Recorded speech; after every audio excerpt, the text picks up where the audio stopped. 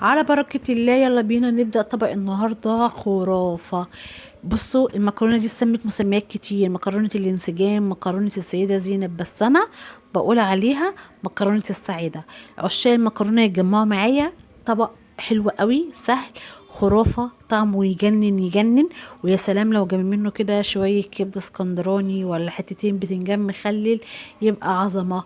وجبة جميلة هنستغنى عنها بأي حاجة تانية في حر الصيف، مش عايزين نقف كتير في المطبخ. سريعة وبسيطة، يلا بينا نشوف الوصفة. جبت الحلة بتاعتي وحطيت نص كوباية من الزيت، وهنزل عليها ببصلية مقطعتها مكعبات، وهبتدي احمر البصليه بتاعتي لحد ما هتوصل للون البني اللي هو زي كده ايه، لون البصلايه اللي احنا بنعملها لسمك الصياديه. لما توصل للون ده كده هنبتدي نقلب، وعلى عين تانية هنبتدي نسلق ميه، يعني نسلق المكرونه بتاعتنا. وهنبتدي نحمر لما البصله توصل للون دوت. هبتدي بقى ايه، اشيلها على مناديل تصفي بيت الزيت بتاعها.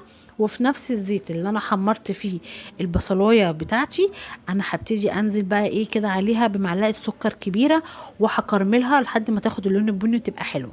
وهنزل عليها بمعلقتين كبار من معجون الطماطم، واديها تقليبه. واكون محضره كوبايتين كبار، حوالي نص كيلو من الطماطم الفريش، هكون عصراهم مجهزاها انزل عليها. وهنزل بقى بالبهارات بتاعتي: نص معلقه صغيره من الكزبره، ومعلقه كبيره من الكمون، ومعلقه ملح، وفلفل اسمر. زي ما انت حابه تملحي بقى ملحي، تمام. حابه تضيفي مكعب مرقه دجاج، ده اختياري براحتك. حابه تضيفي شويه شطه كده عشان تبقى مشطشطه، تمام. وهنقلبها بقى ونسيبها تتسبك على النار. في الوقت ده نبتدي نرجع للميه بتاعتنا تكون غلت، وهنبتدي ننزل بالمكرونه بتاعتنا عشان تتسلق. انا شكلتها ما بين سباكيتي وعقل. اعملي النوع اللي بتفضليه وبتحبيه، ما فيهاش اي مشكله. وبعد كده هنسيبها لحد ما تستوي المكرونه بتاعتنا، ونرجع للطماطم بتاعتنا تكون بدات تخش في التسبيكه. نفرم البصلايه بتاعتنا كويس جدا علشان تبقى ناعمه كده بري، وننزل بيها على الطماطم تاني علشان تاخد بقى التست والطعم والتقل اللي يجنن.